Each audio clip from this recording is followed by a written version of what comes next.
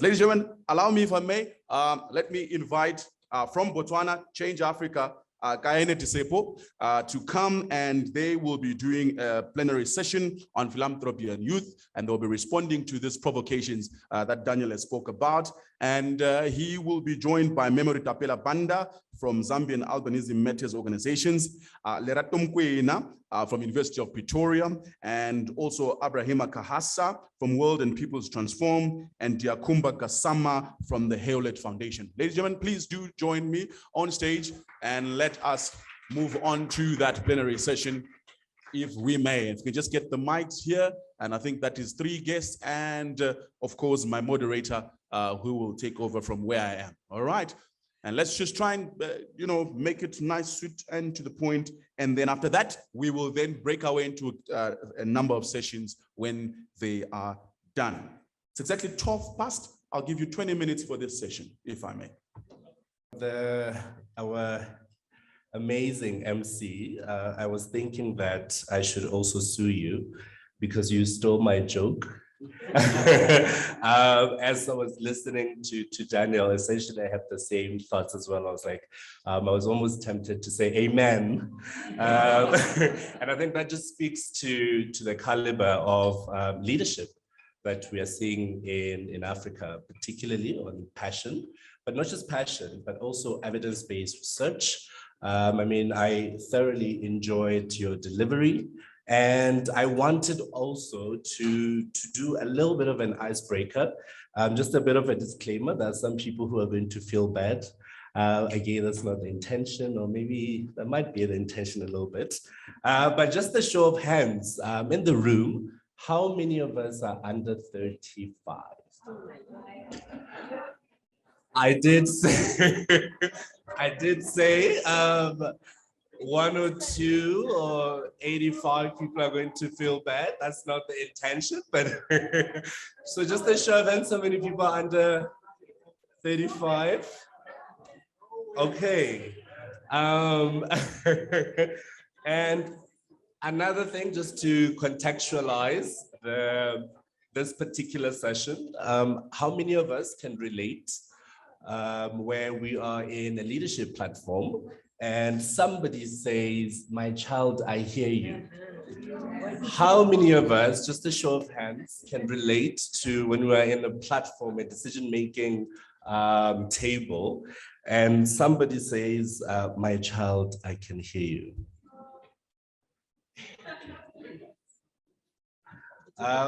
Another one, how many of us have been told that, "Look, this is an amazing presentation, but can you please speed it up because time is running out"? And no, I'm not looking at the MC.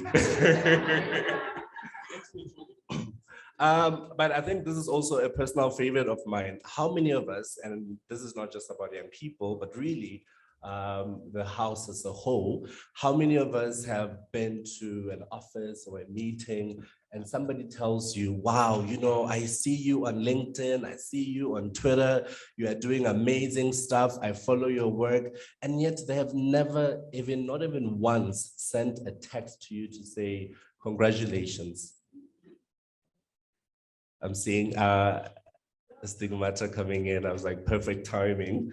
For the other one, and this is the last one, how many of us actually have attended conferences where they were like, "Oh, I was with you in Lusaka and I was also with you in Singapore"? Meaning, how many of us have seen the same faces over and over again at these conferences? And the reason why I'm asking, all of a sudden it's starting to get a bit gloomy. And the reason why I was asking is, I think this particular session was going to be quite interesting. It's for us to really understand what we mean by 1, youth, 2, participation, so meaningful participation, and also what is the really mindset change around the discussions, particularly on development agenda setting, implementation, and accountability. So I'm not by myself. I'm actually going to have a session where I'm with other amazing leaders. there go, dare I say, young leaders. May I please ask Memory Tapela Banda to join us? So Memory is an optimistic and visionary youth leader whose life work is dedicated and built on the vision to change the face of leadership, equality, and discrimination in Africa. She's currently Country Representative Director of Social Gender Protection at the African Union for Persons with Albinism, an Ashoka Fellowship alumni, and award-winning humanitarian and advocate for children, world peace and human rights advocacy in Zambia. Memory was recognized as Africa's philanthropist below the age of 30, which is amazing. And Memory is currently now training to be a special education teacher and runs a nonprofit that helps children living with albinism and vitiligo that actually had impacted over 700 children and mothers with children with albinism to help them be empowered and develop self-esteem, as well as having access to free sunscreens, school necessities, and many more. A round of applause for Memory. We're also joined by Dr. Lerato Mokoena. And I'm actually going to say the last line because I thought it was an interesting caveat. Lerato Mokoena is a lecturer at the University of Pretoria in the Faculty of Theology, Religion, Department of Religious Studies, Old Testament and Hebrew Scriptures. Dr. Mokoena is also the recipient of the Mail and Guardian list of top 200 young South Africans in the education category, and also the Advanced Media Top 100 Most Influential Young South Africans for 2020. And just for the sake of the house, she, and I'm quoting her, not me, she is single and lives in Pretoria. So,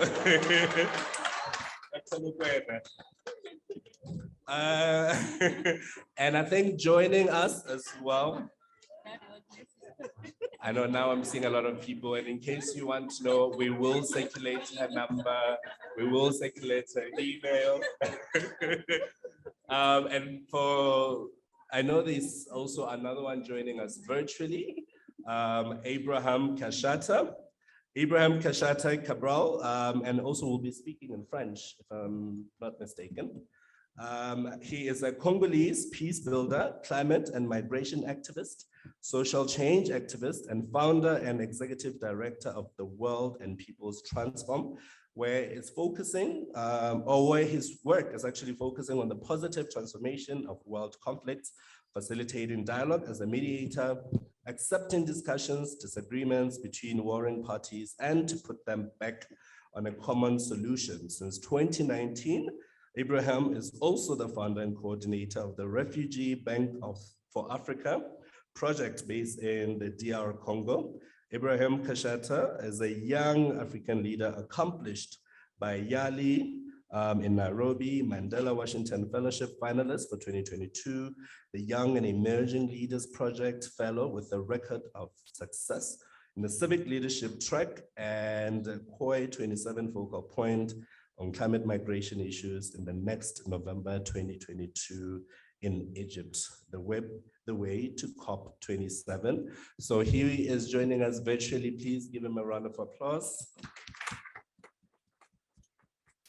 And a new addition who I'm actually going to blame the organizers, because there we go, just putting it out there, because I also don't have her bio, but I hope that she's going to give us her introduction. Her name is Diakhoumba Gassama. I hope I didn't butcher that. Yes. So we're going to give you a moment to also share your introductory. Thank you so much for joining us. Please, a round of applause.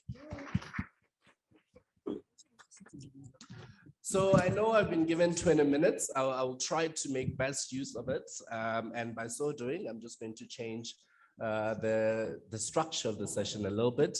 So what now is going to happen is I'm going to allow our amazing panelists 3 minutes each to give us introductory speeches or presentation. And within those 3 minutes, I'm hoping that they could also answer those 2 questions.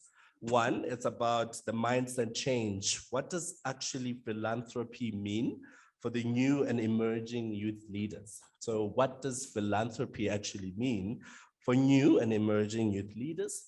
And then second is, how can we ensure that young people are the key drivers in philanthropy in Africa?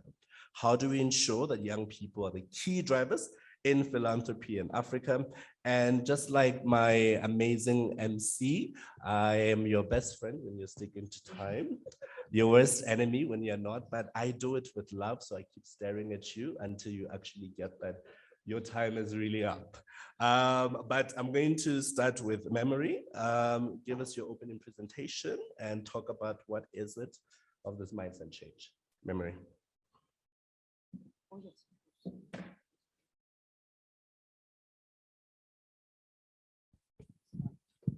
Okay. Good afternoon once again.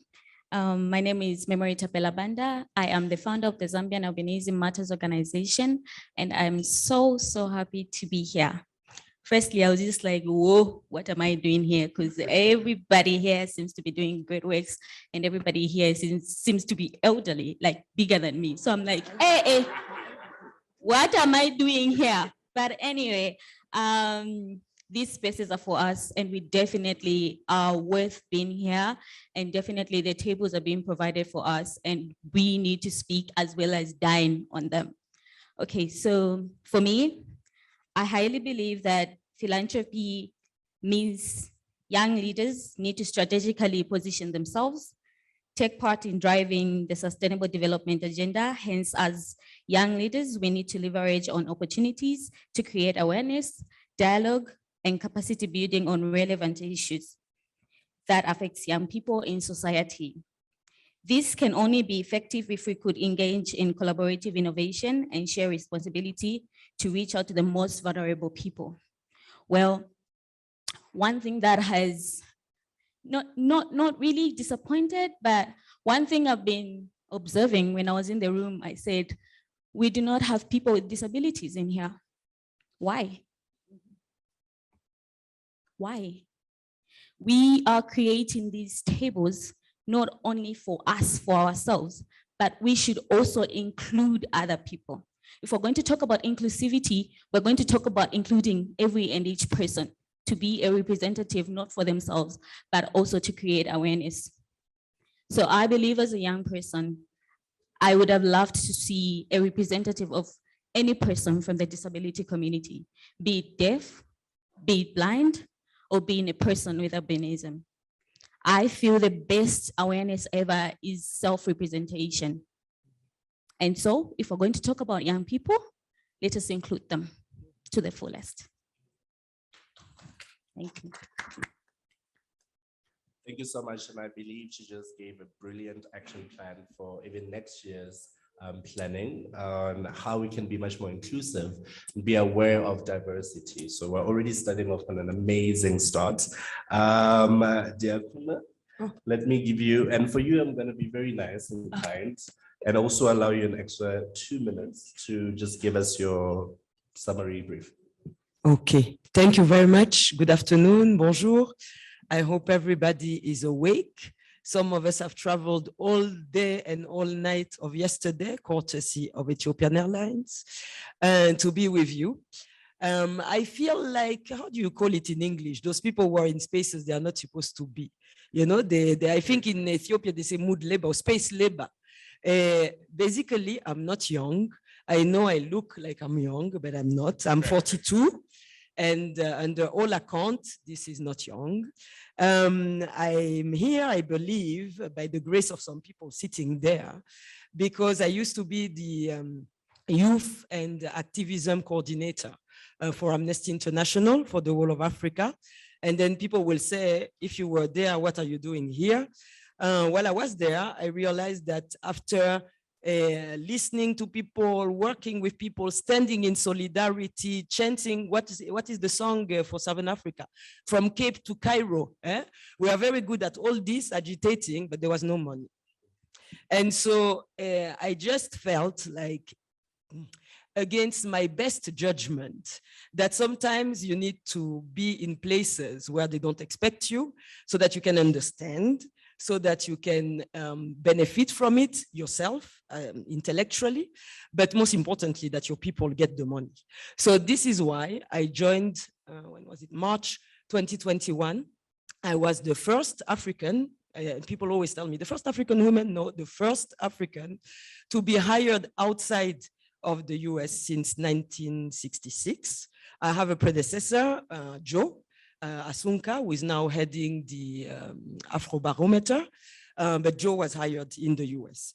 And so this comes with a lot of responsibility because the Hewlett Foundation, contrary to other places, believes that program officers, which is my title, sorry, I forgot to say that, are the ones who can decide where the money goes. And so I was telling colleagues in the group on migration that between me and Larry Kramer, the president of the Hewlett Foundation, there's only one person who actually has resigned. The job is up, so please let it be an African who gets it. And so why I'm saying that is that I think that I heard a lot of things since we started that session on youth. And my few points, to answer your question also, is that as a former young woman, I believe that there's so many diversity in the youth that every time I hear the youth, all those things, I feel like, because it's like making invisible so many people. And I mean, you spoke about the people who are not in the room, but we saw the young people who were here. And I don't believe I saw any of you with a microphone since this morning. Maybe there's a reason for that. You will let me know. But I think that the words that we are using, we are allowing the youth. We are what is it? The youth is the future.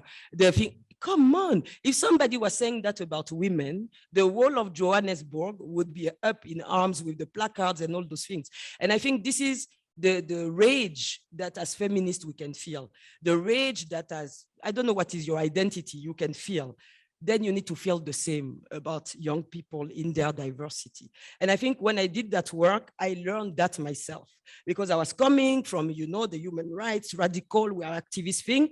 And then I realized that, yes, it's outrageous that people think that they can speak to. And so how can we change? I can't see the speaker of earlier. Brilliant what you said. It can be done and it is being done. We spent the first year of my tenure at Hewlett changing drastically the strategy. We have decided with my colleagues, now we are 2 Africans and 1 American in our team. We have decided that 1, we were not the one to decide what would be done in the countries where we work. So it's about who is having the conversation. 2, it's about how the conversation is framed. I believe you spoke about, it's not about being above, it's about being in solidarity. It's exactly where we are in humility. And 3, it's what is it? So when the strategy was launched in April, some people who have known me for a long time, they wrote and they were like, yeah, we thought this was a serious institution. You people are not even saying what are the priorities, what are the things. So you see the level of unlearning that we have to do. And I think the African Philanthropy Conference has a role to play. The way the master was telling us grow some chicken and do something about it, this is over. And if we as African philanthropists, we don't understand it, nobody's gonna understand it. I know I was supposed to talk more about the youth, but the 5 minutes are up. So if you want to speak to me, I'm around. Quite the opportunity.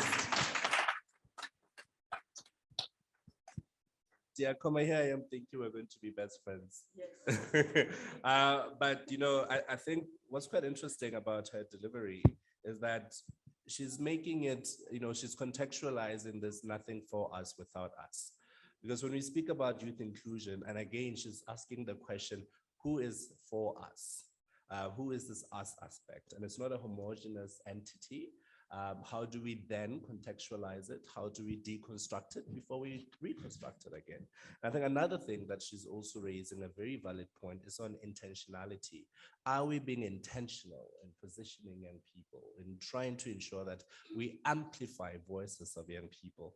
Another thing that I quite like is that I'm joined by a panelist of provocateurs. So one thing that I would relay really is that I don't like this word of capacity building. I believe in capacity development, because capacity building makes the assumption that you don't have capacity, therefore we're building it.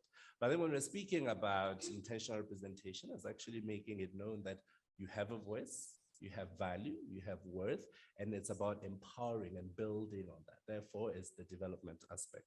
But this is not for me to discuss. Now let's go back to our single living in Pretoria, and Lerato Mokoena to give us an opening presentation. Is it on? Okay, thank you. Thank you. I hope I'm audible. I feel like the biggest space laborer because I always tell William, I'm just a theologian. I don't know what I'm doing here. I literally just teach the Bible for a living. But then I realized that because I'm also an office bearer in the church, I'm a proponent, which means I'm a minister awaiting calling. So any day I'll call all of you for my ordination. But then that also made me realize that I outside of my institutional affiliation with my employer of choice, I also work for one of the biggest NGOs in the world, which is the church. And so I am in the right room. And we fight a lot. I fight a lot also with them, the youth league, very problematic.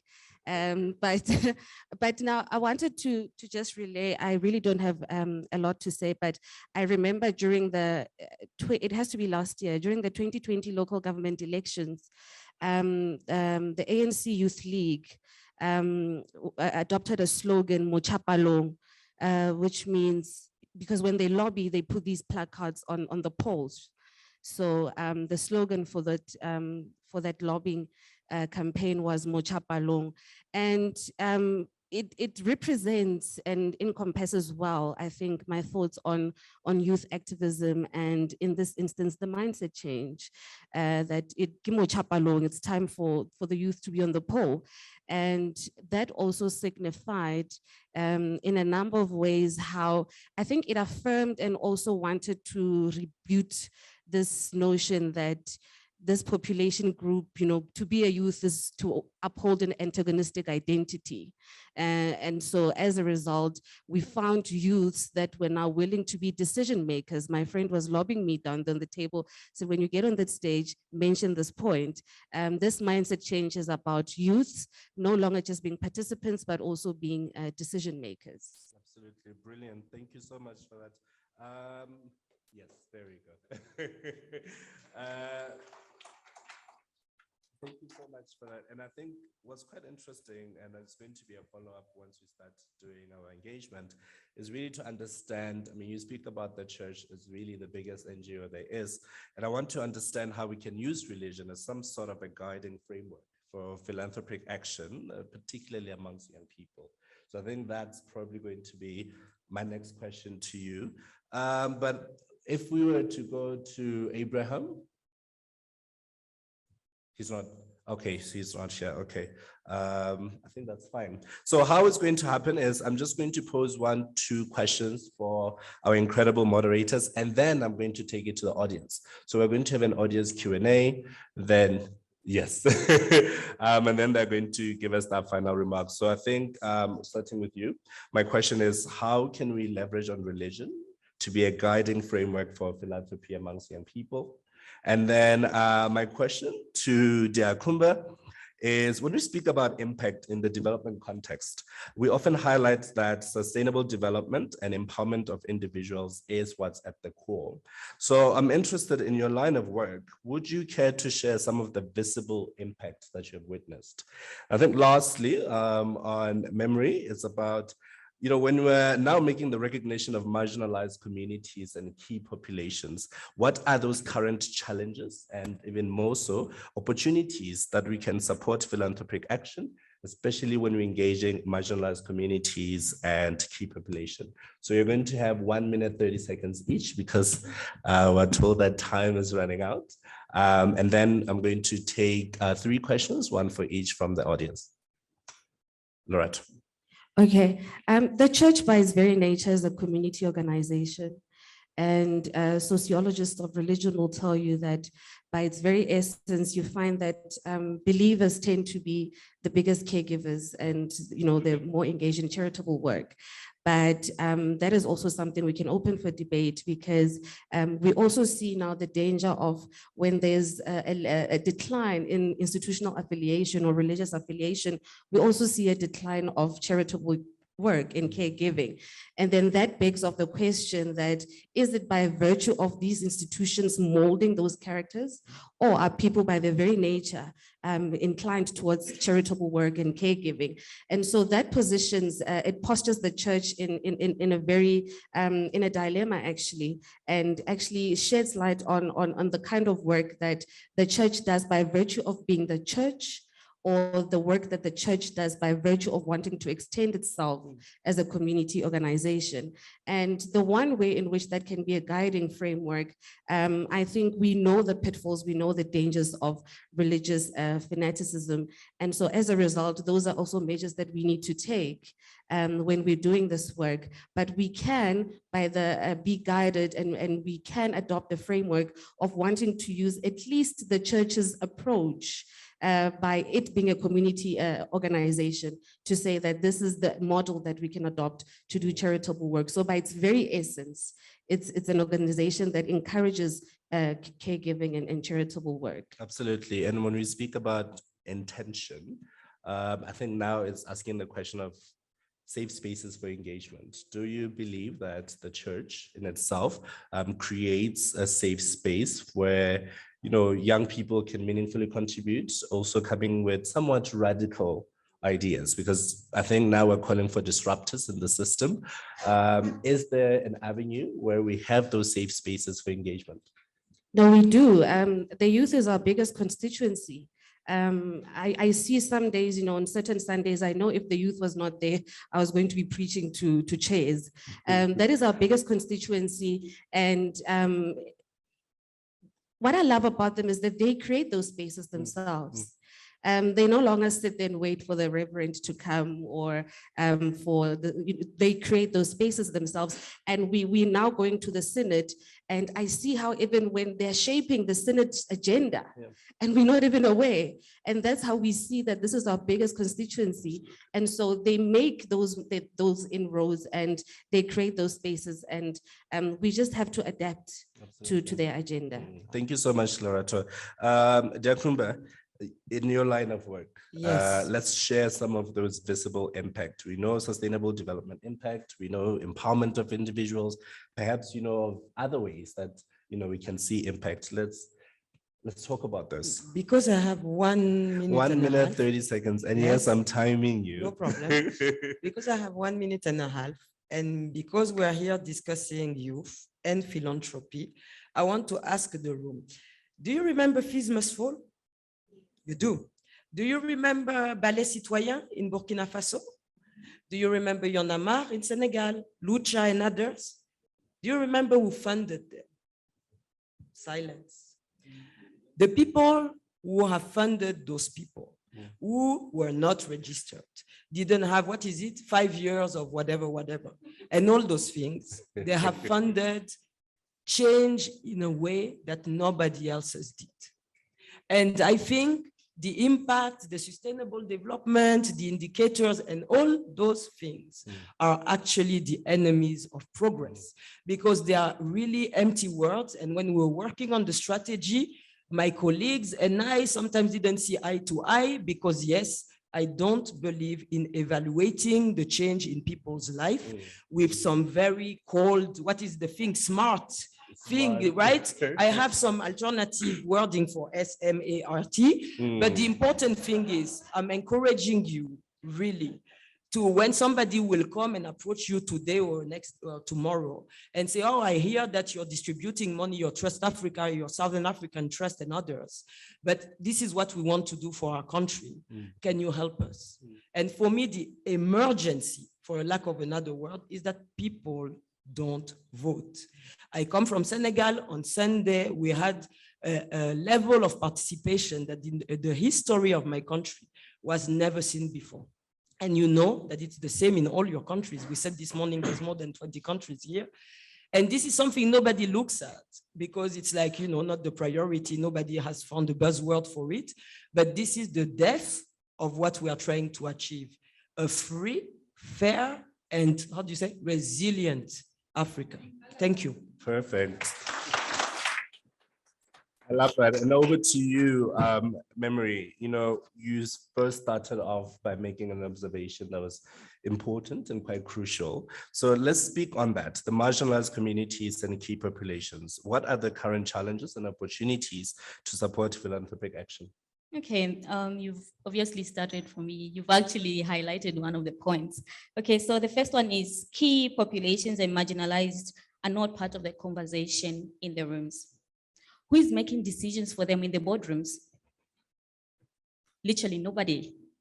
Who is there in the conference rooms when organizations that deal with disabilities or rather philanthropic works, who is there? Because most times we tend to see all this on social media and you're like, oh, the organization was not there or our organization was not there.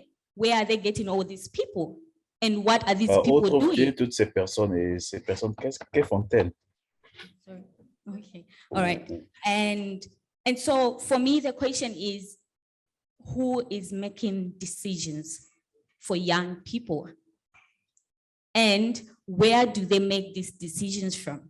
Because most times we are not in those rooms. And most times we are not included on those platforms. And so going on forward, I would say we need country and regional specific annual youth innovation fairs to share knowledge on various interventions with meaningful impact, capacity building in system change management and collaborative skills.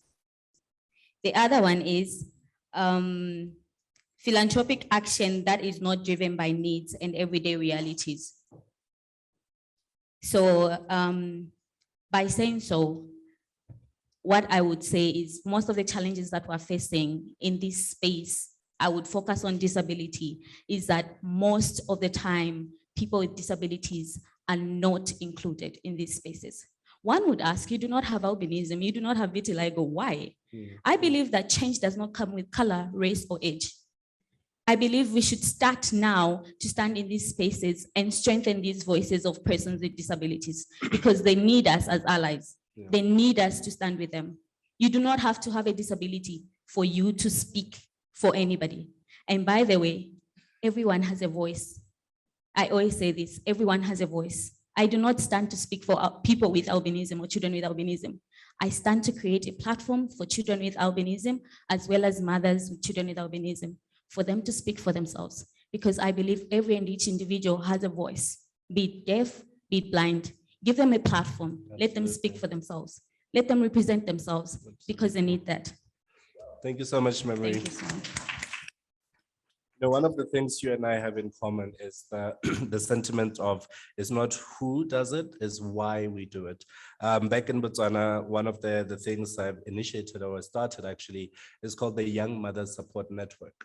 I'm neither a mother, nor AGYW, an adolescent girl or young woman, but it was important for me to find a platform that we can actually co-create those safe spaces for the girl child to amplify their voice. And now is the biggest support service for young mothers in the country. So I think it's about recognizing that it's not about who does something, but why we are doing it. Just quite quickly, Oh, okay. So I'm told that we can take the questions into plenary session. What then I will ask is you give a quick closing remark, 1 minute each, and then we can close off the session. We'll start off with Memory and then we'll go this side. Okay. Well, one thing that I'll always highlight and always say is that we are all part of the change that we see in the world. We need to keep pushing. We need to create spaces. We need to create platforms for young people to present themselves, because it's us, the young people, who are actually seeing the problems, seeing the challenges that we're facing. And so, quite all right, you're invited to the room. but let young people keep speaking for themselves, because we then are the only ones who understand what we're going through. And so we are glad to stand on your shoulders. We are glad to stand on the shoulders of the great people. We appreciate your help and we appreciate everything that you do, but always remember that a young person should be in that room, always. Thank you so much. Fantastic. Thank you so much. A round of applause for memory. Diakhoumba, your 60 seconds. Thank you very much. I think there was a question you asked us in the beginning of how to, ensure young people's participation. Absolutely. Yes. And maybe you can even highlight those areas of collaboration in your 60 seconds. Okay.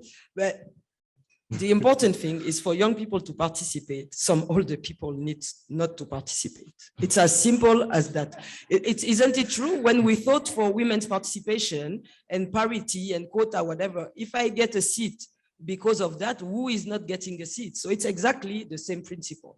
And I think for our work as a philanthropist is just to start not ignoring what is there. There's so many organizations, there's so many people doing the work, and we keep on finding excuses not to give them. We say, oh, they're too small. What is it? We need to scale up. We need to that. How do you want to scale up if nobody gives you the chance? One day somebody gave the chance to Trust Africa. Absolutely. One day somebody gave the chance to Southern African Trust. So let us give the chance to the organization of young women living with albinism, or give me a city of Zimbabwe. This is what a village of Zimbabwe. This is what we need to do. Absolutely. And the last point is that we just need to take some time, if not this time, but the next time we meet, to identify ourselves. Who are we as the African philanthropy? Because it's important. Me, I nearly didn't come because I felt it's as if I'm a white man coming to a feminist meeting. Because I'm working for an organization that is based in California. I'm a Senegalese and everything I want, but I'm not doing African philanthropy directly. I support you, but yeah.